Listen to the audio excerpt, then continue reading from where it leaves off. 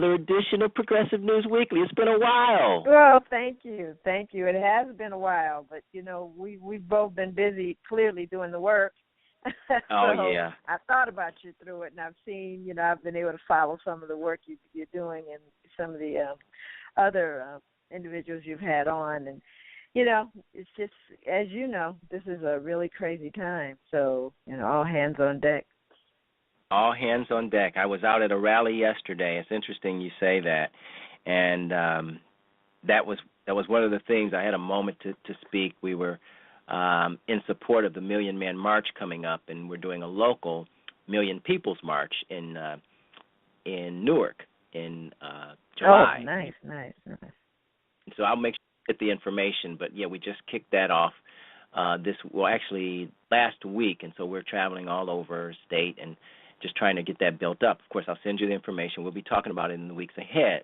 And, yeah, I just made a statement that the ship is sinking, but we can raise it. It's going to take a collective effort.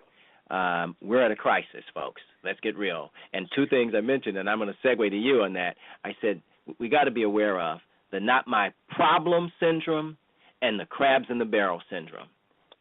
That I think I'm going to bring my brother or sister down because that'll make me look a little better. That we don't have time for that Willie Lynch stuff. So with that said, so much has happened.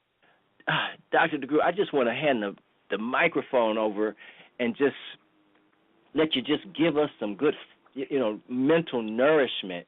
As you said, we've had, many guests and speakers, but none more versed than yourself, and we've been just starving to hear your perspective about this. The lines are packed. With that said, we are going to give you an opportunity to comment or ask a question of Dr. DeGruy.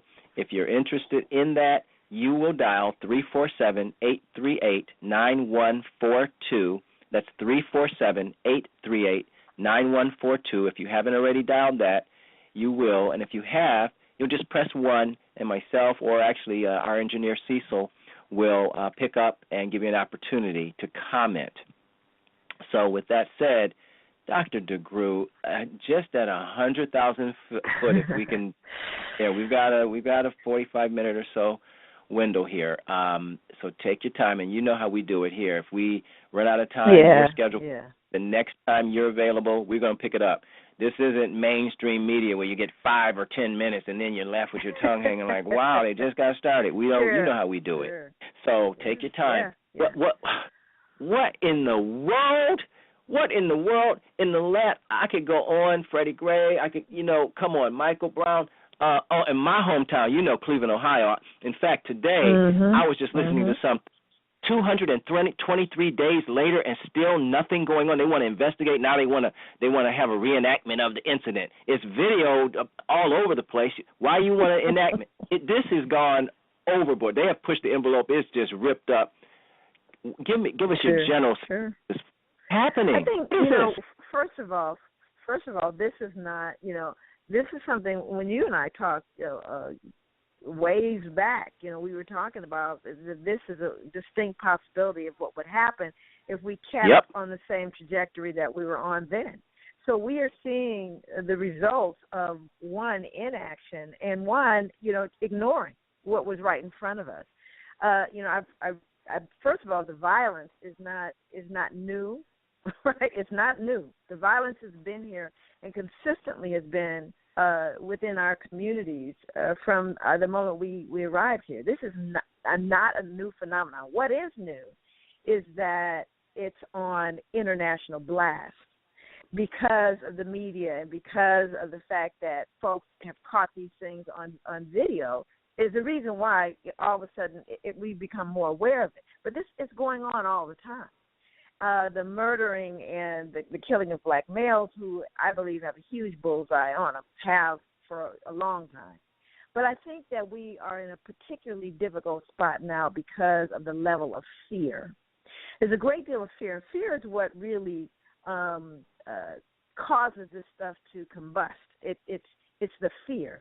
For example, I think it was years ago. I was talking about this whole idea of what the world is made of. And the majority of the world is a world of color. That's a fact. That's not my opinion. That's a reality. just simply counting numbers, the majority of the people of the world are people of color. So we're also seeing this kind of not just anti-black people, but anti-people of color, period. Anti-immigration, anti-anything. And you have to start asking yourself the fundamental question, what is the fear that is perpetuating these kinds of behaviors, this kind of hatred, right? And what you're looking at is a changing world, a world that is changing very naturally, changing hands, changing color. And that creates a certain dynamic of fear that ends up spurning into what we see right now. Now, not long ago, last year, and this is where, you and I have to kind of see some of the more contemporary things that I folded into my presentation. And one of them, in Portland, Oregon, in front of a particular organization. The organization is called IRCO, IRCO, and it's a refugee program for folks coming in and helping them get settled and this sort of thing. And in April of 2014, a group of people, all white citizens, stood outside with a huge banner, stood in front of this organization with a huge banner. You can actually Google this, and it says, diversity equals an equal sign white genocide. Okay, so, and this is huge. This is huge across the country. Are you with me? Wow. Please. I'm riveted. This is huge. Yeah. This is huge. And this is something, you can Google that. Diversity equals white genocide. Now, the paranoia in that statement, let's just stay right there. That means if this, then that, which also perpetuates this notion of us against them. In other words, if we don't stand for ourselves, it means our annihilation. And that's a really crazy notion, 2015. It's just a crazy notion. So now I want you to remember that. That was 2014, showed up. Again, I'm not talking about something a long time ago. I'm talking about April, right? So we're looking at behaviors that are ratcheted down. A friend of mine, his name is Randy Blazak. You can also look up Randy. Randy is a sociologist, sociology professor at Portland State University. Randy is usually the person that people call when there are mass shootings, particularly gang-involved stuff, because at one point or another, he infiltrated the skinheads. Matter of fact, you can see his published works around what he learned about skinheads. Now, this was back, I want to say, 90s that Randy did that. And he infiltrated the skinheads in Florida. And what he published after that, he talked about classic strain syndrome, but more importantly, he talked about the whole idea that at that particular time, white males were suddenly realizing that they were not able to purchase, for example, homes in the neighborhoods where their own families had purchased homes, their parents. In other words, they weren't going to do as well as their parents did. And at that point, they felt like they had been robbed of their natural birthright, which is an unearned privilege. So they were saying, my gosh, why don't I have my birthright? This is my country. It belongs to me. I'm supposed to run it. Not only am I supposed to run it, have it, I'm supposed to enjoy all the fruit. And I'm also supposed to have access to, and you just fill in the blank. So this was the perception back in the 90s. And you have to know that since the election of President Barack Obama, that the actual Klan, you have to look at the Southern Poverty Law Center, that these specifically racially based hate groups have quadrupled. Now, mind you, our focus and our attention has been on, the Latino gangs, the African-American gangs, the Bloods and the Crips, but no one's really spoken about one of the most horrific gangs in American history, right?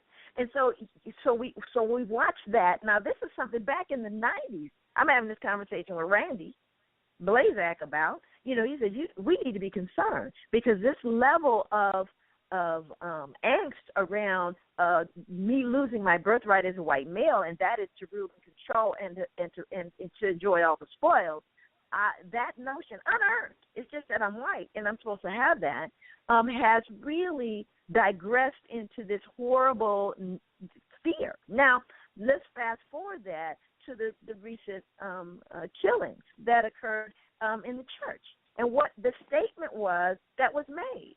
Again, it's just another. It's it's that concept on steroids. It's no.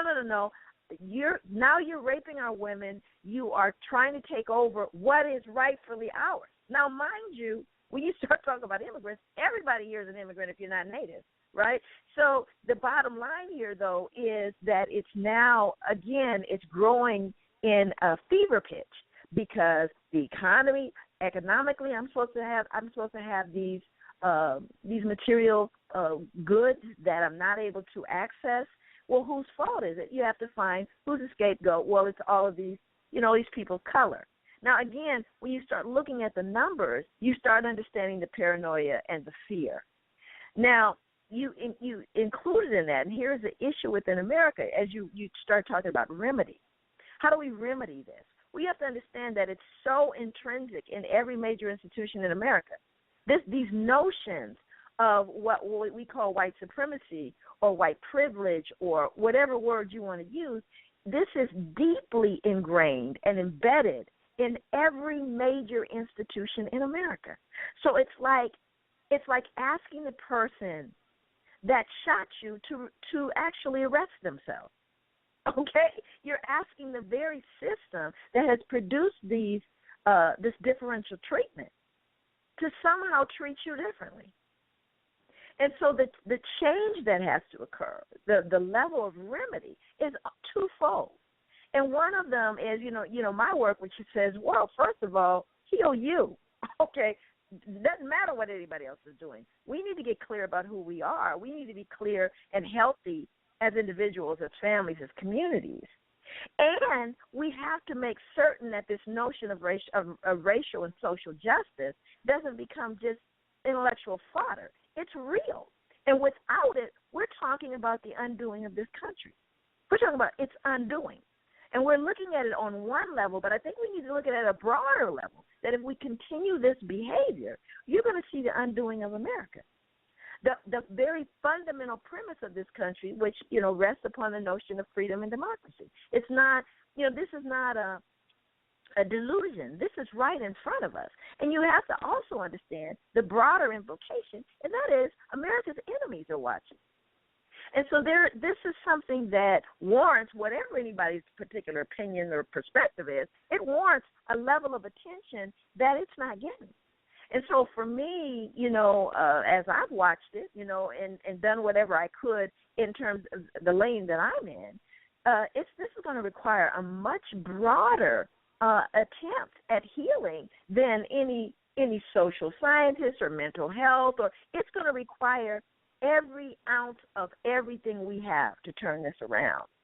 Now, the good news, here's the good news. The good news is that I think that the children and the youth and the rest of the world is tired of this, and they're wanting to move forward. There's this genuine desire. The issue is no one knows how, especially when you have, us, we're all impacted by the institutions that keep all of this going.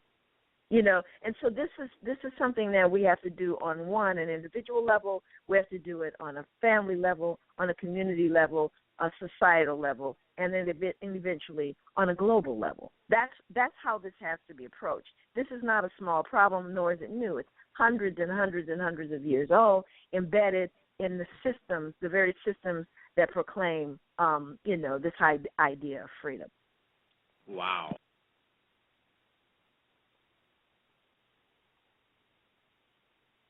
I mean, it's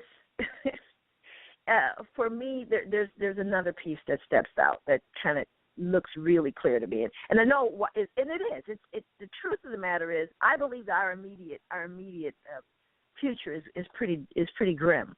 I really believe that. I think we're going to see a lot more of the insanity that we're seeing because there's so much fear and there's so much ignorance, and there's also so much feeding the fear and the ignorance.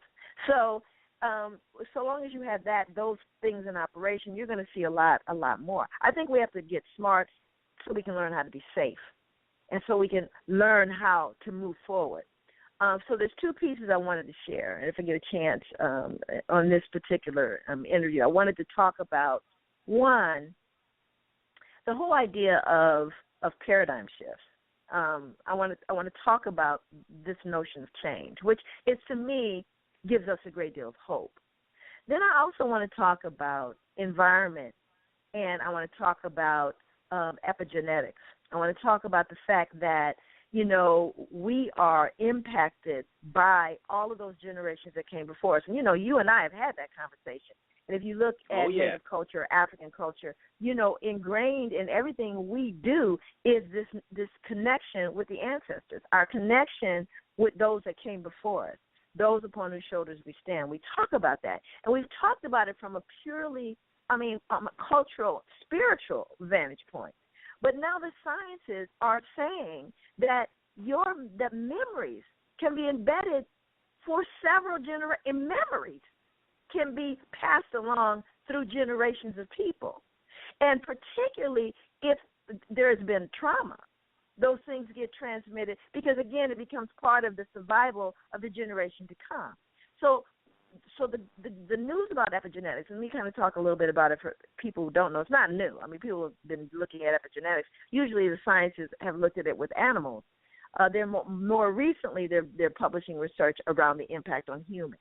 For example, they took a rat, and what they did was they conditioned this rat to have an aversion for peppermint. I believe the smell that they conditioned it was peppermint. And what they did was, of course, they probably did stuff like horrible stuff to the rat, shocked it or whatever, whenever it smelled. So it developed an aversion. Well, they then later tested the babies of this particular rat. And the babies were born with an aversion to peppermint, having never been exposed to it. So then they tested the grandbabies of the rat and discovered that the grandbabies of the rat were born with an aversion to peppermint, something they had never been exposed to. So then they started to kind of take a look at epigenetics as it relates to humans, and particularly, biological changes. So they were looking at, I think it was the Quebec snowstorm, and they were looking at differences, biological inflammatory responses in children born post the snowstorm. So they're saying now if we're looking at something like a snowstorm being able to change the genetic structure, biology of children post that, then what has several hundred years of trauma produced in people of African descent? And so, again, the news is that human beings, we're all humans, but we also pass along, again, the memories. We pass along that genetic information. So with epigenetics, if it can go one direction, it can also go in the other direction. So we can move it beyond trauma and injury to one of resilience and growth and change. That's possible. But here's the problem. In order for me to heal and change the trajectory, you got to stop hitting me, okay, in order for me to be able to heal, to move our children and the generations that proceed from us into a positive direction. Some of us have already seen those changes. For example, I know my parents gave me all that they could. They did the best they could with what they knew. And I took my children further. And they're going to take their children. I'm seeing the evidence of some of those injuries within my own family no longer being transmitted. And as we heal, we thus heal the generations that are going to come from us, not just in terms of our social learning, not just in terms of what we vicariously learn or we model, but literally what we pass along in our genes.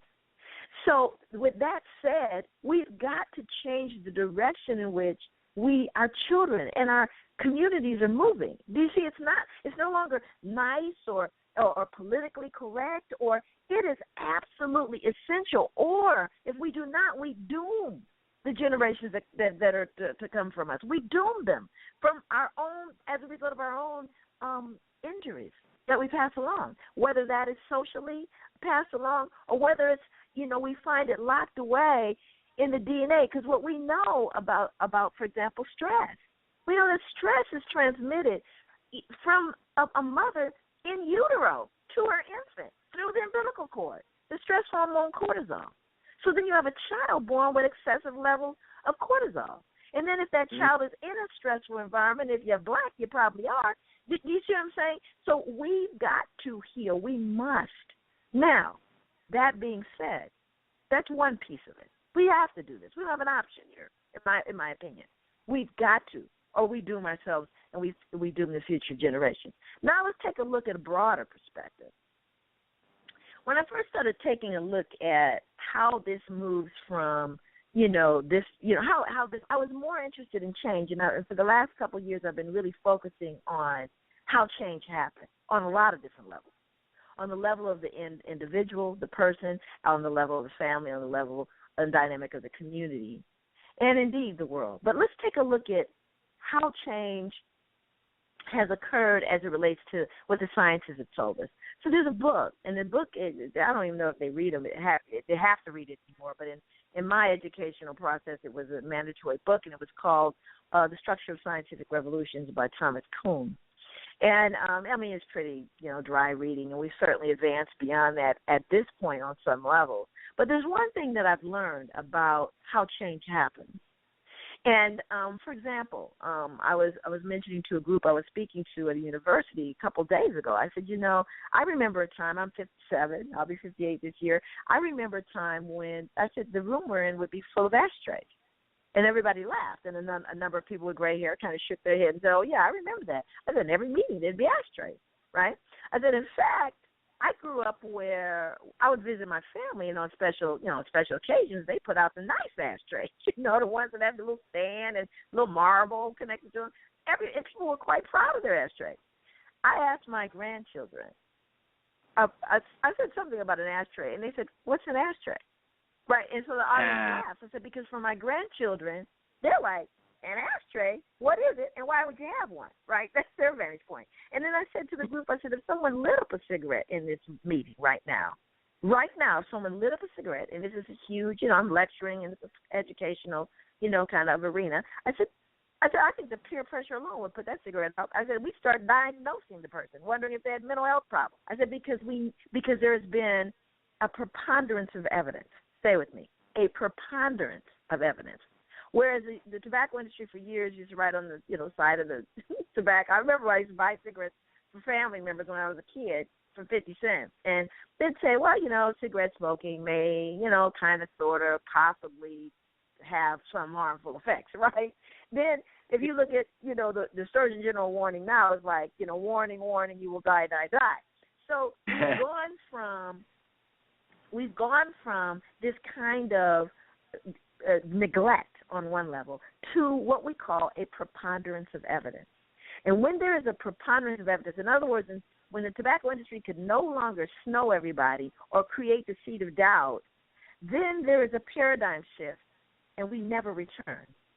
We're never going to return to, well, do you think tobacco has a direct impact on health? Nobody's going to ask that anymore because there's been a preponderance of evidence. Similarly, we believed at one point the earth was flat. We believed that, the earth was the center of the universe, and a couple of folks kind of rose and stood up and said, well, I don't think so. And when they did, folks like Galileo and others, they would beat them or kill them. Bourneau, who was an individual who this man literally had a dream that the universe was expansive. And he described what his dream had shown him, and they burned him alive. So there then was, people all over the world started popping up, and there was a preponderance of evidence. We had a paradigm shift, never to return. So no one's going to they say, I want to look back at that notion the earth is flat. No, nobody's going there because there's a preponderance of evidence. Well, now let's take a look at the issue of race, racism, oppression, the whole idea of these horrible, horrific hate crimes, all of these things. Well, you see now, this is the absolute truth. We're looking at a preponderance of evidence. Now remember, whenever you have a preponderance of evidence, there's going to be a paradigm shift. And we're sitting on the precipice. This is my belief. We're on the precipice. Because, you see, we're going to go out kicking and screaming. It's always darkest before the dawn. It always gets really, really crazy just before that paradigm shift. And what is happening in the world, this is what I really believe, is that it's going to get far worse because we're getting ready to have that shift. And when that shift occurs, we're never going to return to where we are. Now, as that relates to America, as it relates to how bad it'll get before folks give up the reins of racism and the paternalistic, all of the things we know. What is it going to take to hand over the banner to someone else, to realize that the world is a really big place and you're not the center of it? Oh, my goodness. It's going to get really, really ugly. But the good news is that we're sitting on the edge of a paradigm shift. Because you see, for the first time in the world, the whole world was seeing this.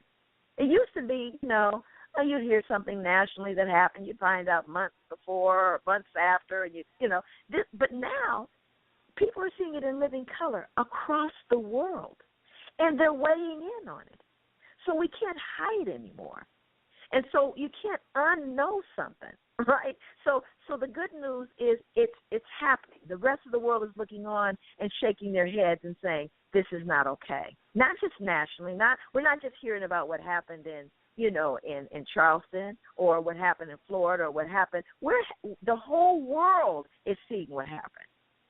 And so as that occurs, you're seeing, again, the momentum build for the shift. But like again, people don't go out kicking and screaming. It's going to get real ugly.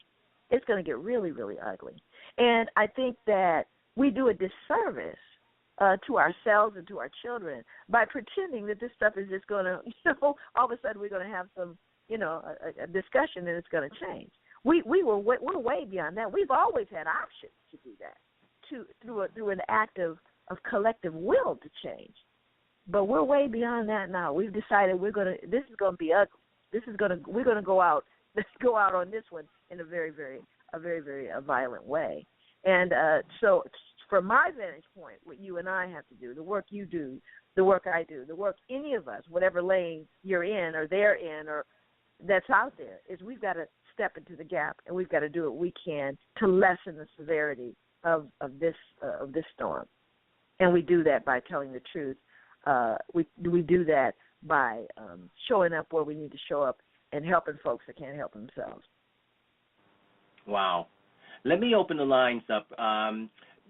We've been listening to and having dialogue with Dr. Joy DeGruy, social scientist, humanitarian, author, professor, and I'm going to open the lines up. And so if you have a comment or a question, this would be a good time to let it be known. We have a caller. Is this out of New York? Let me see who we have here. Caller 347, you are live on Progressive News. Who do we have? Ronald. Ronald. Oh, Ronald. Ronald out of New York?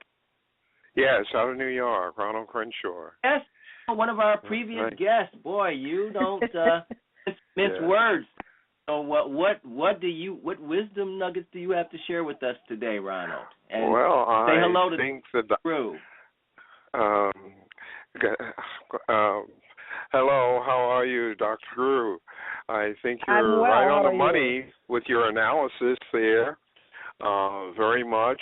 I mean, I can only lend into what you're saying. I think it's very correct. I think it's connected. This whole situation, the way it's getting, is connected with, as I've always said, the political economy. In other words, capitalism is going into dire straits.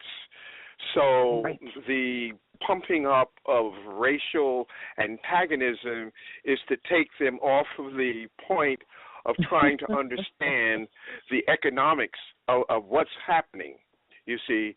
So that's where I go to the political economy, because capitalism itself, the profit system, is very irrational. It's irrational in of itself. So people are being divided more by that, because everyone is trying to get all they can to maintain their positions in the world, when that kind of struggle doesn't have to be maintained if you understand plenty for all. So but that's not what capitalism purports. it's like I have to have it all, because I can never have enough. And that attitude in of itself makes the question of antagonism between groups more, what should I say, savage. That's the word. That's the word I want to use. Absolutely. Well, Ron, let me intervene here for a moment, and I want Dr. DeGruy to respond, Ron, to what you're saying, because I'm hearing you say that as much as blacks are affected, let's not forget the big picture, because it really comes down to capitalism and money, and we just perhaps may be at the bottom of the totem pole, and we're in a shark frenzy. Dr. DeGruy, right. perspective on this, and stay with us. I just want to hear what Dr. DeGruy has to say on that. Sure. I'm just so happy to hear you make that statement, that assessment, which is, it's huge. The materialism which has driven everything, including slavery itself, that whole idea, and it's insatiable. The part that's so striking about this is there's never enough. People are not satiated. It's like, I was saying to a group of people, I did this with my kids, actually, because my kids were like, when they were younger, I told them, I said, you don't need anything else, period. And of course, they went into fear. My God, what do you mean? I said, you realize you already have more than you deserve. Right? This is what I'm telling my own kids. And again, because in their mind, they couldn't think of having more. In other words, I said, how many people can think in the world of working harder and making less? Maybe only taking one bath, a day or a week. I said, see, it's not imaginable. Everyone I know, you want a bigger one. Someone saw my car, right? I have a Camry. And they were like, I can't believe you drive a Camry. I said, why can't you believe I drive a Camry? Matter of fact, I'm going to drive it till the wheels fall off of it. Right? It's paid for, it's in perfect condition. But the notion was you need to have a bigger one. You need to have a better one, a shinier one, more of them. All of these things, it's insatiable. And at the same time, when I show my kids a pie chart, I said, here's a pie chart. Here is the United States. This is the percentage of the world that the United States is. I said, now, how much do you think of the world's resources this little sliver here uses up? And when I began to share with them as much as 40, and in some cases 70% of the world's resources, so of course being children, they had an idea, they knew what to do. They said, I know, we'll just make certain everybody else has as much as we have. I said, well, no, if everyone else had as much as we have, every natural resource would be gone within a day. I said, because we are in such excess, I said, we can't even imagine what the balance is.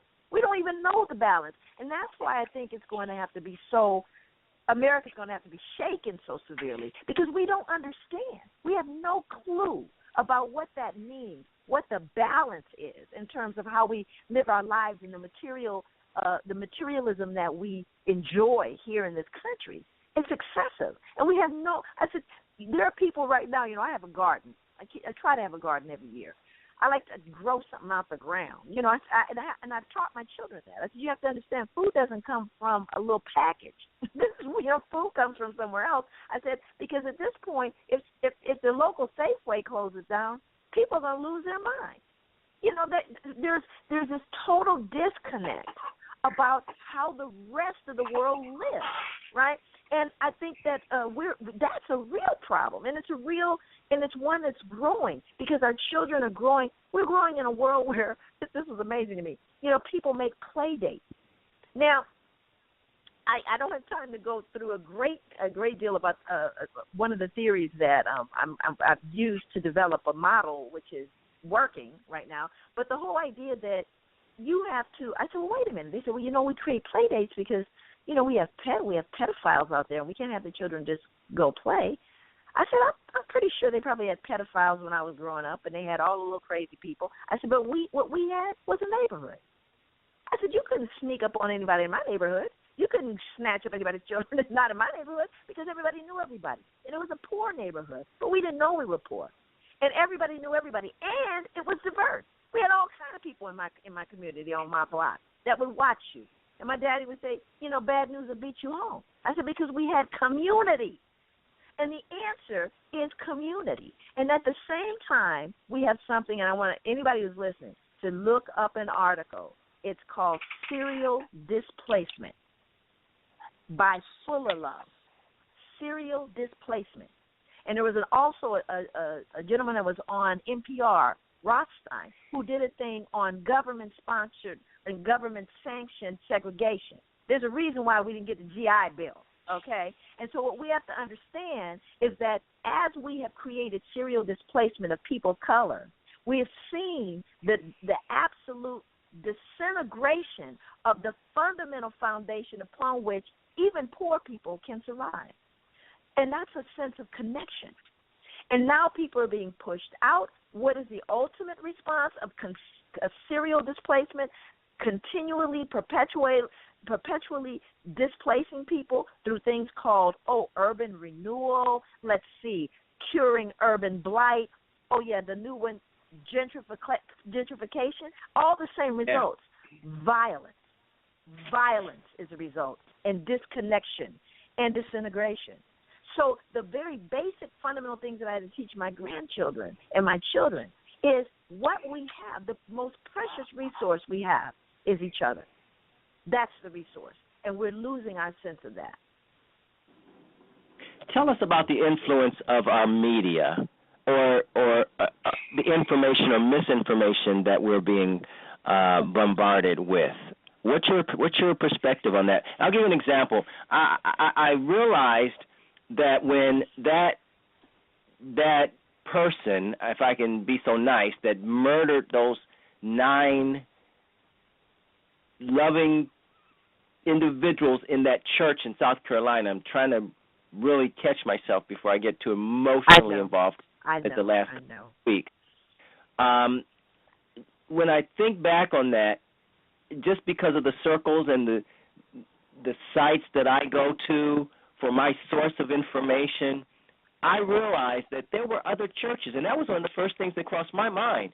The first thing that crossed my mind was not this target of a being that had done this thing. It was, where did it come from? What's the source? Well, holistically thinking, as I try to do on a daily and moment-by-moment basis, it's not the symptom.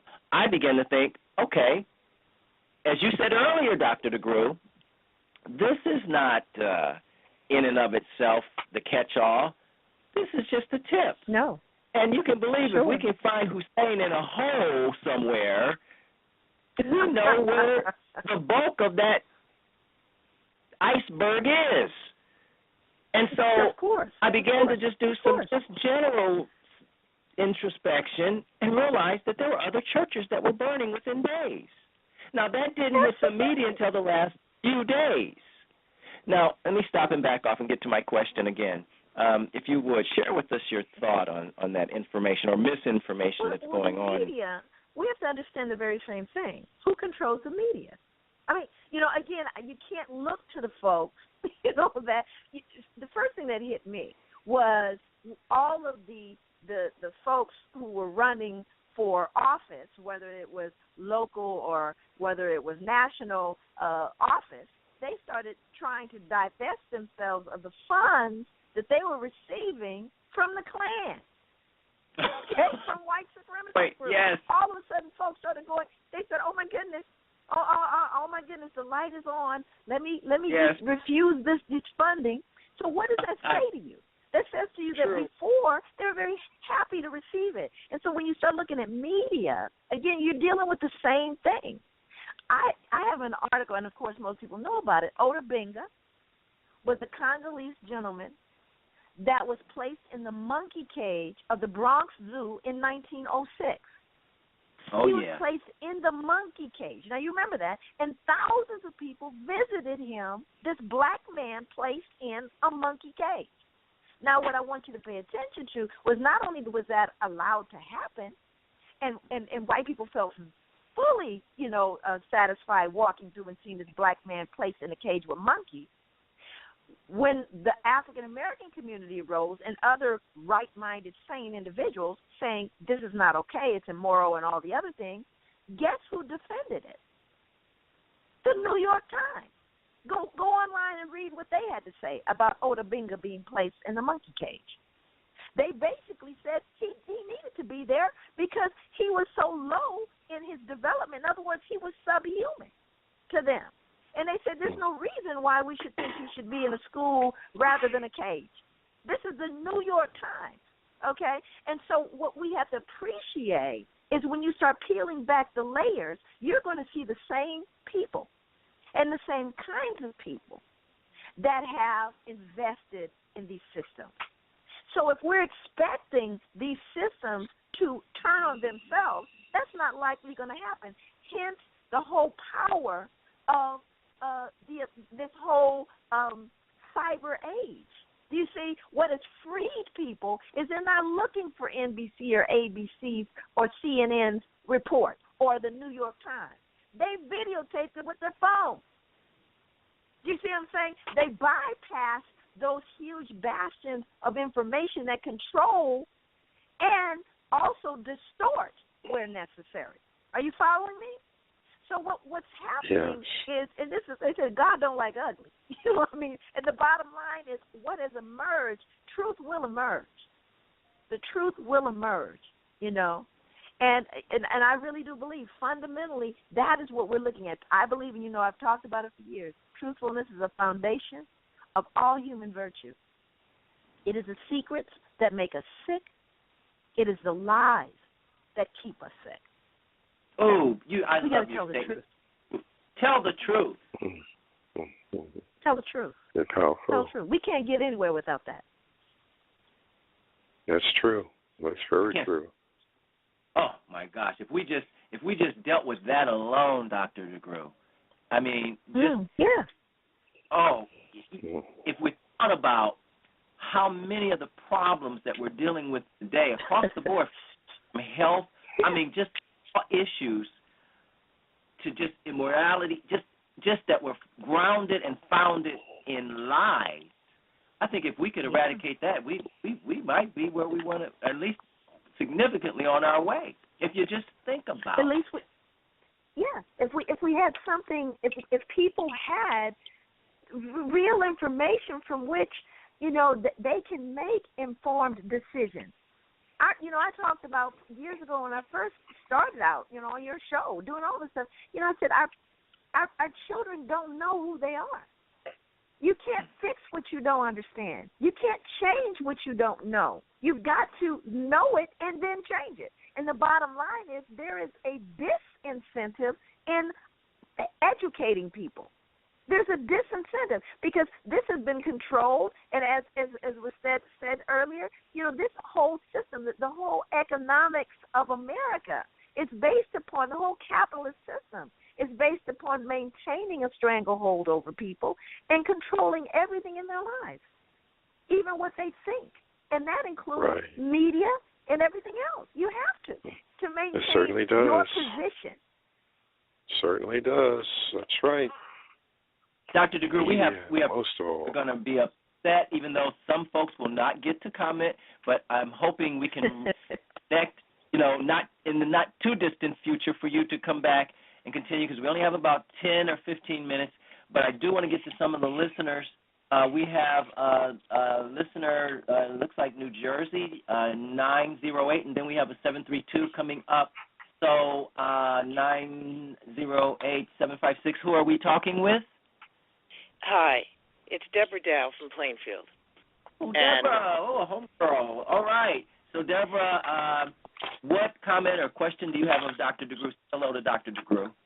Well, I've come up with some talking points through the years, and one of them is I tell everybody that even if the white man is the problem, the white man is not the solution. And I tell this to white and black people who all seem mystified by that concept. But, you know, and then the other thing, you know, I think about is that to a large degree, being black is performance art. And we do wear a mask and we self-censor and we play a role. And we are not real in our cross-racial relationships, and we don't hold white people accountable even when they're our so-called friends. And everybody has to have more courage and talk to their white people. White people need to talk to your relatives, your racist cousin at the barbecue, and we who have white friends need to toughen them up and turn them loose on the rest of the white people. And we have failed to do that on an individual, non-political level in our relationships. We have to be more honest. That's right. That's right. Oh, my goodness. Oh, my goodness. Thank you, Dr. DeGruy. What do you have to say about that, Dr. DeGruy? Thank you, Deb, for that comment. Thank you for listening. She's renewed my hope in humanity. Well, you inspired me to call. I rarely come up and say anything, but I really appreciate what you said today, and, I look forward to hearing more from you. So do I. Hey, back at you. I feel so good about that because, again, what you said is absolutely true. Let me give you a perfect example of that. I mentioned this at a university that I was speaking at recently. So there's been some recent research that's shown that a white teacher in a classroom and let's say that two students are off task. Let's say that the two students that are off task are doing the same off-task behavior. If one of those children is a black child and the other child is a white child, the teacher will not see the white child off task. She will see the black child off task or the Latino child off task, or whatever child is not white. And I'm going to bring this all the way up to something that happened to me a couple days ago. But, okay, so now I understand this. This is the data. This is what the data said, over and over again. We've seen this behavior. We've seen black children, getting referrals at a much higher level. But they're watching the same level of children being off task. So now my question then becomes, and I say this to the teachers that were in the room I was talking to, I as a grandparent should not I walk into the classroom with the white teacher and say, "Hello, Miss Jones, so glad you're here. I need to know what you're doing to mediate your bias as it relates to discipline and as it relates to giving instruction, corrective information to my black grandson here. I need to know what you're doing to mediate your bias." Now, her response might be, or his response may be, "Well, I'm not a racist." And my response to that is, I don't care what you think about it. This song isn't about you. What this song is about is safeguarding him. And I have evidence to suggest that you may not be aware of your bias. Thus, it's informing the question again, what are you doing? You see, that's accountability. If we know it, and what we do is we know this stuff. We have all the data, all the research, all the statistics, and then we send our children in there and just hope for the best. I hope nothing goes wrong. Really, you should be able to walk in, which, of course, let me say I'm saying that because that's precisely what I did. Okay, that is precisely what I did. I walked in and said, I need to know what you're going to do to safeguard him because of your conscious or unconscious of the tendency to weigh him in a negative way. So those are things so I'm saying it to these teachers, and, most of whom are white, and at the same time, I'm going, no, we know this stuff. And then we send them into institutions and expect them to get what's just and fair. That's foolish. Now, the teacher may be a really good person, has nothing to do with whether or not they have a Confederate flag in the basement. I don't know. That's not what I'm saying. My point is there's a preponderance of evidence that suggests that this is what shows up and this is what goes on, even though you think you're a good person, even though, you don't consider yourself a racist. My daughter calls this a subtle contempt. It's a subtle contempt that white people often have and don't know it. And it shows up, and even a 5-year-old can see it. So now, fast forward. I'm minding my business. I think I talked to you about this, Darryl. I'm minding my own business because, when it gets deep, I go fishing. Everybody knows me. It gets deep, I go get in my garden, I go fishing. So I'm getting ready to pick up a few trinkets to go fishing. And I noticed that the police are outside in front of the target. So I'm going, what the heck? So they're approaching an SUV. So I'm looking at a police officer, guns drawn. Gun is showing, right? And another police officer coming up the side, guns drawn.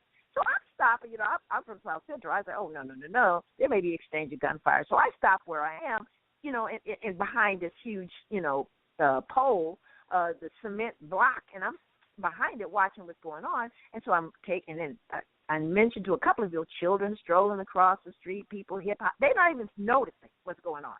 So then I noticed they pull out the woman. These are all Latino people. Pull out the Latino woman. They take her. They handcuff her and they put her in one of the police cars. By now, 3 more police cars have shown up, so there are 4 police cars. So now another police officer, the one that had the other gun drawn, pulls a Latino man out of the back seat of the car. So they handcuff him, put him in a car. So I said, there must have been a robbery. I'm doing the math on what happened. It's right in front of the Target. Next thing you know, the back of the SUV, they open it up, the trunk, they're pulling out bags that have Target on it. I said, that must be what happened. Now, we're about maybe 30 minutes in. So now I'm walking towards, directly in front of the Target, and I noticed that in the back seat of the car are 2 children in car seats, crying. So one child looks to be about maybe 5, the other one looks to be about 7, and the little girl who's about 5, her face is red because it's 99 degrees where I am, 99 degrees, and they've been in this car for 30 minutes. Their parents have both been arrested, and they're screaming and crying for their parents. So I stop and I'm going, oh my God. So I see the lone female police officer who's standing there, and I walk up to her. Of course, my hands are showing. I said, excuse me. I said, I have a real concern that these children are experiencing severe trauma right now.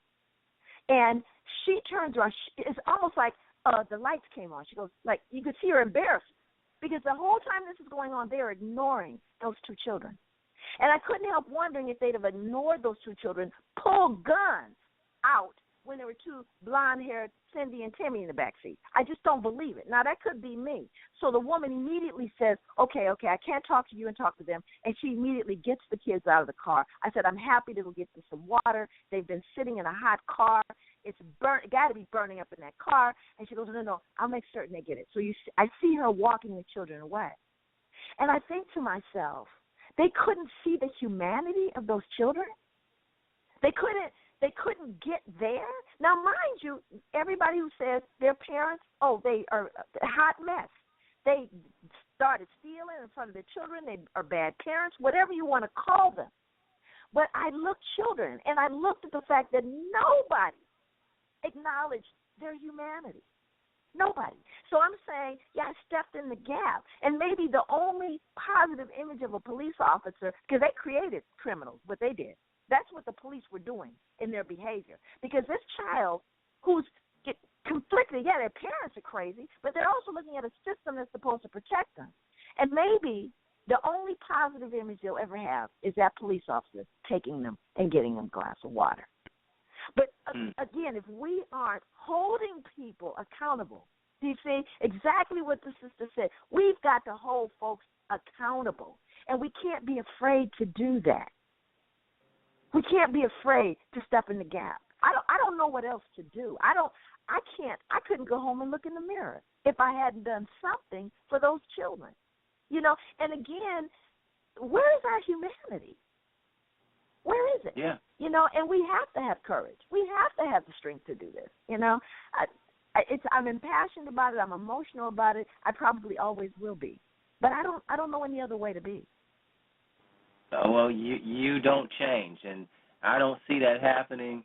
And believe me, the moment I do, like I know you'd pull my coattail, I would pull yours, but I don't see that happening. We have another caller or two, and we're going to have to limit them to just a few minutes until the next time when you join us, and we'll put them up front. So we have a 732-545. You know who you are, so you're live with Dr. Joy DeGruy. Who do we have here? You have Stephanie DeGruy, and I am so excited that I got a chance to call in. Darryl and I know each other very, very well. Dr. DeGruy, you are an inspiration to me. You have been, whether it's post-traumatic slave syndrome, hearing your voice tonight. Don't you ever change. You continue to be impassioned because you are an inspiration to those of us who are foot soldiers in the community trying to do various and sundry things. My question to you, you spoke about serial displacement. You've also talked about how we're losing our humanity. I know I've tried various things to do, but in your estimation, should we start in the neighborhood? Should we do things in our house? Our churches, in many cases, have lost their way. Where can we get the best bang for our buck in recapturing our children's minds and helping them to really be the force that they absolutely have to be moving forward? What would you suggest? All of the above. All of the above. I think that, what I've been doing, so I have the professional piece that I do, but then I have the personal piece that I do. And in the personal piece that I do, my family, for example, we have gatherings. We have family gatherings. Sometimes we have to say, okay, it's time to bring everybody together to have that conversation, about a plan B. We have that conversation. I do women's gatherings where, I bring women, we'll do a 3-day. I say, look, come, bring your pillow. We're going to hang out. We're going to cook food. We're going to do hair. We're going to view film. We're going to sing. We're going to get into intense conversations, to just be with each other, period. Okay. 3 days. They get there Friday, Saturday, Sunday, and we just hang. And that's something I just actually moved to my present location. Going to do it here. I'm going to extend that invitation.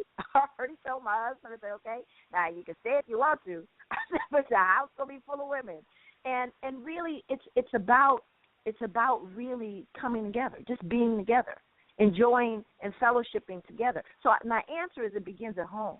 It begins in what you can do, what I can do.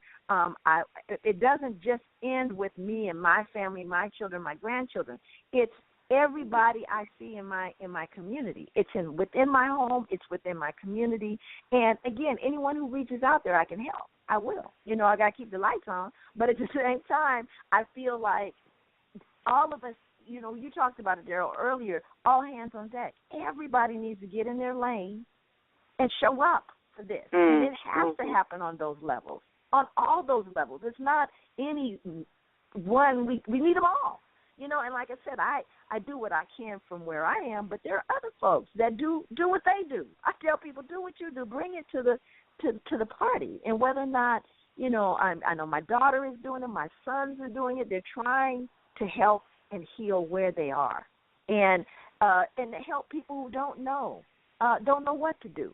I'll really have to tell you, I can't help it. This is how I teach. But there was a woman that I developed a 10-week graduate level course for black parents of kids that were in trouble, adjudicated youth. So I wrote this 10-week program, and really what the program was is everything I've learned. Everything I learned, I passed out charts. They was reading books. I had everything I did in my graduate course I did with these parents, some of whom never even got through high school. Some of them didn't even get through middle school. I said, but this is something you need to know more than anybody else. So I was teaching them, all of these things that I learned, human development, all the stuff that I had taught at the university. Anyway, one day, and let me just tell you who these parents are. Some of these parents have done time. Some of these parents have been shot, stabbed a couple times. Hardcore. These folks didn't just fall off a truck. You can't come. You better come with the real, whatever you come with. So one day, this woman comes into my class, and first of all, she comes in with a whole crew of people that ain't supposed to be there. I mean, a whole crew. And I didn't say anything, because I'm not getting ready to tell her they can't be in the room. So they show up, because I could barely be supposed to be doing the class. I'm doing all kinds of stuff, making it okay in my MOU to be able to do the class. So anyway, the woman, she comes in, and she said, that's my nephew there, that's my niece over here, this is my daughter. She started pointing to all of them. And I said, okay. I said, all right. And so I just start passing out the material to them. And so she raises her hand. I'm starting the class. She raises her hand. She goes, Miss Joy. I said, yeah. She goes, I need to tell you something. I said, okay. She said, we read your whole book last night. Oh, wow. We read the whole book. And she brought them all in, right?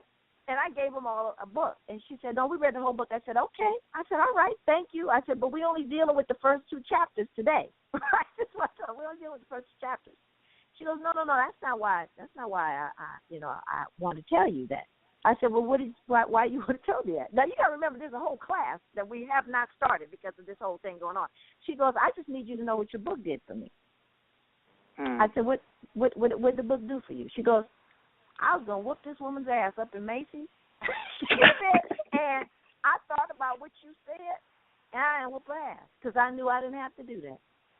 It was the biggest compliment ever paid to me, that she was able to translate what she learned into a change of her behavior, and that rippled to her entire family. Do you see what I'm saying?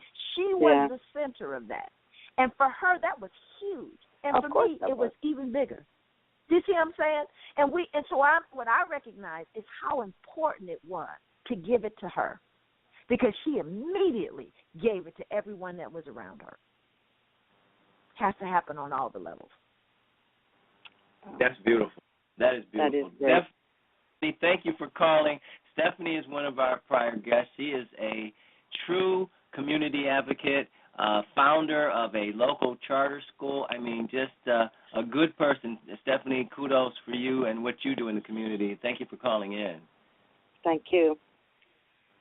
I have another. I'm going to take one more caller, and then we've got to wrap it up. And Dr. DeGruy, I'm going to be on the phone with you right afterwards, because we still got some work to do. I want to get more into collectively we can do. But we have a 908-757, and this is a number I always see. 908-757. You're live with Dr. Joy DeGruy. Hi, how are you? I thought that was a number. Is this? I'm from Jersey. How are you? Hello. Hi, hello. Ahmed, a question for Dr. DeGruy? Yes. Okay, I'm going to get a quick question. Can you hear me okay? Yes, we can hear you fine. Okay. This is the question. You were talking about earlier about white people and their predilection in terms of not being aware of their, perceived or unperceived racism or racist attitude that they may really be unconscious of. But this is a question. I noticed that the predominantly African American and Latino high school, I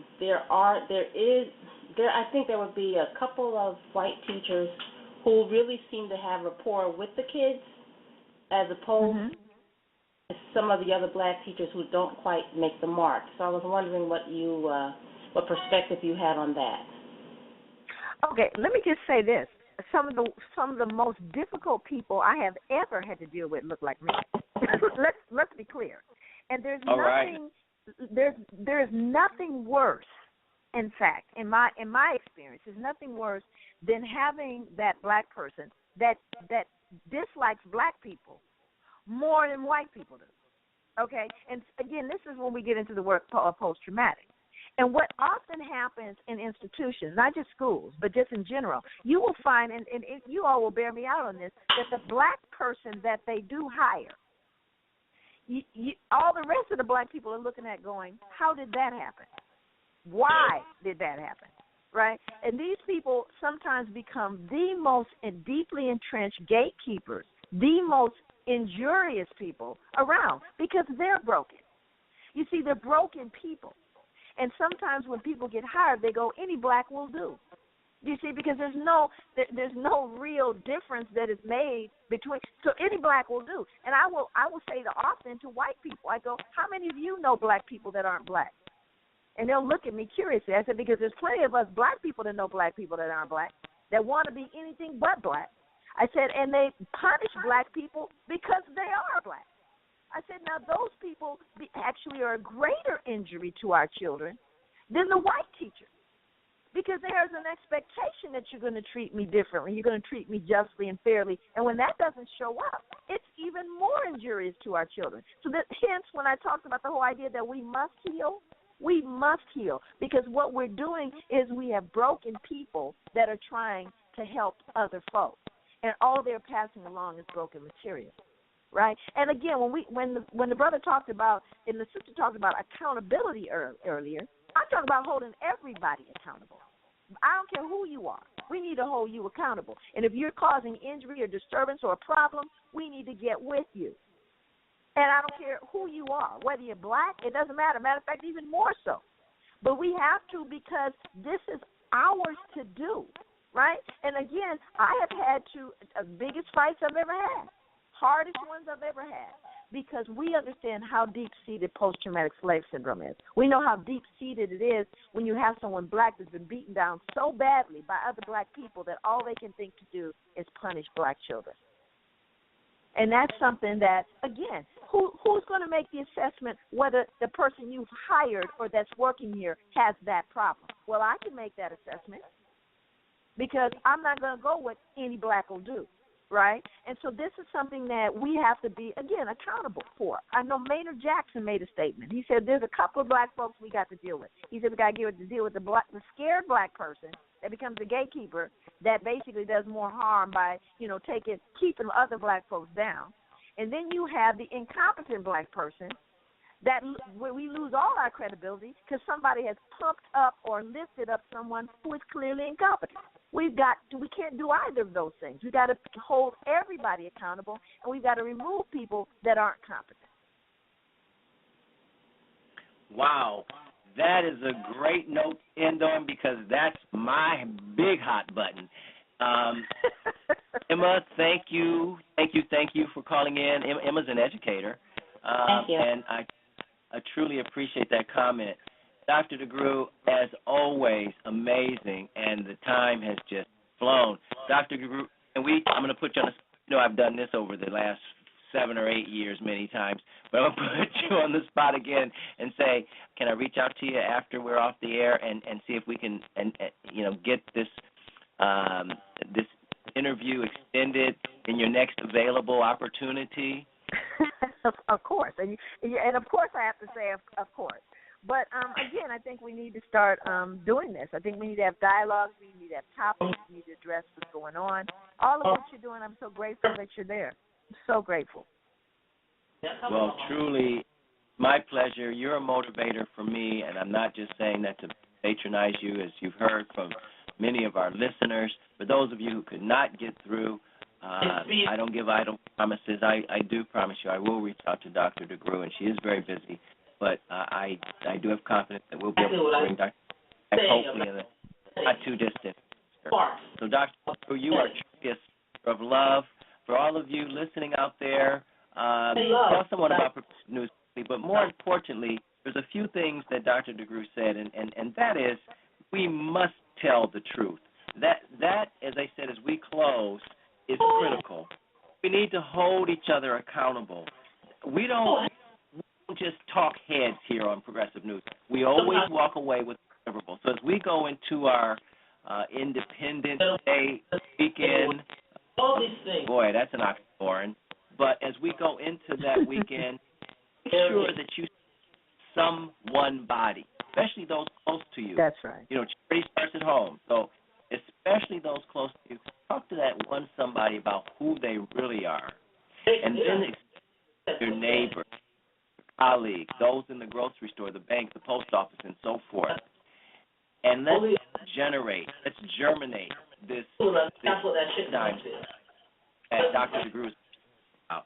So with that said, also the archives are available immediately after this program. So as you go and talk about this program you heard, and I know you're going to be excited, let folks know. They need to go out and they need to get Dr. DeGruy's. They don't have it. Traumatic slave syndrome. I need to mute that. They need to go out and they need to get the book Post-Traumatic Slave Syndrome, America's Legacy of Enduring Injury and Healing. And Dr. DeGruy, I still refer to it from time to time. And 2 chapters came to mind, and others appreciate this unless they've read it. The one titled Post-Traumatic Slave Syndrome and Slavery's Children. Anyway, you can imagine. But we'll talk. But anyway, all right. Thank you, Dr. DeGruy. We're going to end out on how we open